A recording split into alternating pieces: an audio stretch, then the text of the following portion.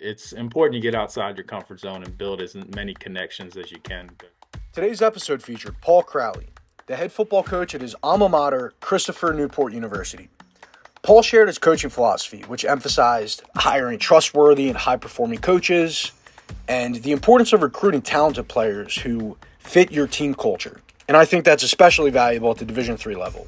Also excited to collaborate with our friends over at Coach & Share, the go-to online marketplace for coaches to buy and sell products. I hope you guys enjoyed today's episode. It's an exciting conversation. Let's dive right in. Appreciate you having me on, Justin. Yeah, so I played high school down in Virginia Beach, and like a lot of Division III guys, I was looking at a lot of different fits. Division I walk-ons, Division IIs, Division IIIs, and I felt like CNU was a really good place for me to play a lot of football and get a really good education. So got to have a really good playing career there, playing some playoff games, do all the stuff I had hoped to do. And then got right into coaching. I knew it was what I wanted to do. So the day after my eligibility was up, I was in Coach Kelchner's office, begging him for anything I could do.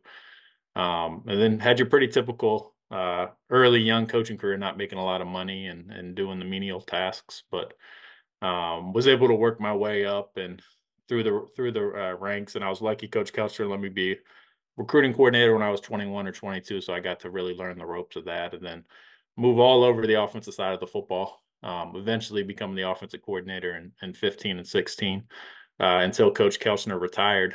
But then after that, I moved on to William and Mary, coached up there under Jimmy Laycock, who has got, well, I think 4 NFL head coaches now that came through that William and Mary tree. So got to learn a lot about coaches and people while I was there. And then he retired as well. So it happened twice in 2 years, and got to figure out what to do. And came back to CNU and was fortunate to get the interim job and then, take over full time as the head coach. Yeah, it's great. And I'm sure it's a huge honor to be able to coach at your alma mater. And can you talk about what that experience was like, being able to be the head coach at the school that you played at? Yeah, I think there's added pressure for sure. Um, you know, the coach before me was not an alumnus. And me coming in, there became a lot of alumni support, which is a double-edged sword. But I found that to be one of the most rewarding parts of it. I didn't necessarily expect it to be, is just checking in on guys I've known 20 years now and what they're doing with their lives. That aspect of it is a lot more fun than the X's and O's sometimes. We have a big alumni event coming up next Saturday, and I'm looking forward to that as much as anything. Definitely. And so you guys obviously had a pretty successful year this year, going 7-3, and I believe you made it to a bowl game and actually beat up on my alma mater, Gettysburg, um, at home for you guys. So can you talk about some of the philosophies that you've had over the past couple of years being the head coach and what has made you successful thus far? Yeah, I think first and foremost, it's going to be who you hire as coaches. As a head coach, and I've found it to be true, you only have so much opportunity to be around the kids, and you want to make sure your identity and what you want the team to be is being influenced by the assistant coaches. So I've been lucky to hire guys I really trust and guys that want to keep their feet where they're at and work hard in the role they're in. A lot of coaches I've been around are already looking for the next job, but I got a bunch of guys that are ingrained. So you get to really develop those kids over the course of 4 years, which is really what D3 football is about. It's about development.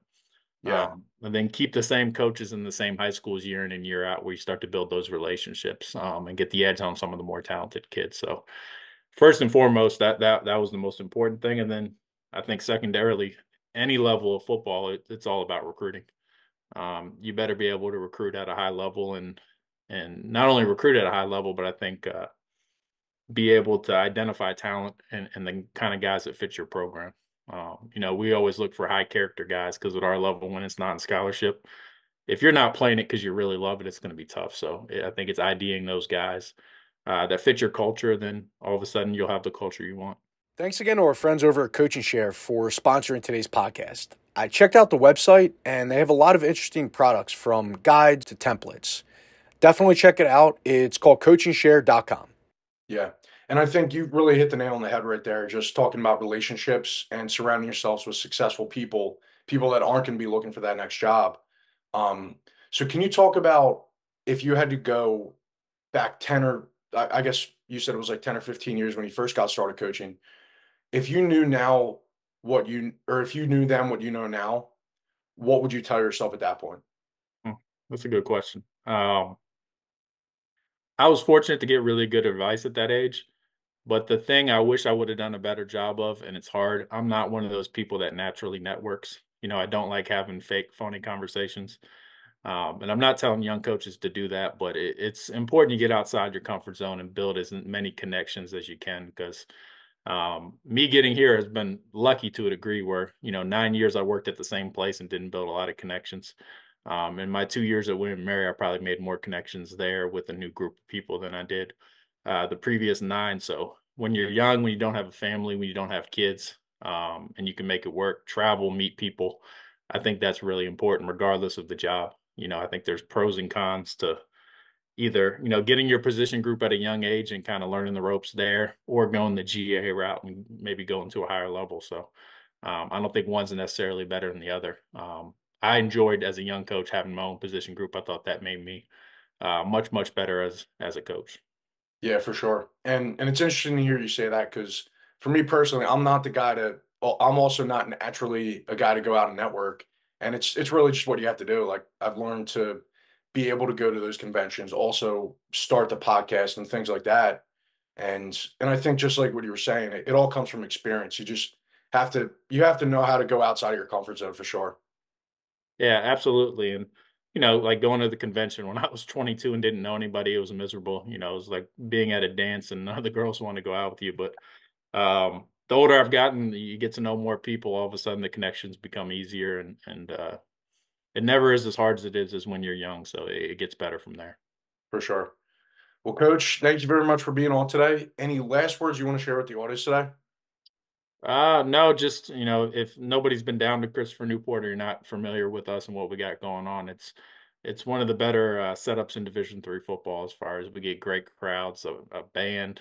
Pretty much everyone that comes plays us likes our place and play their best. So if you want a great place to go watch a college football game, it's certainly up there. Awesome. Well, Coach, again, thank you very much for being on today. Really appreciate you sharing, and best of luck as you guys continue recruiting. Absolutely appreciate you having me on.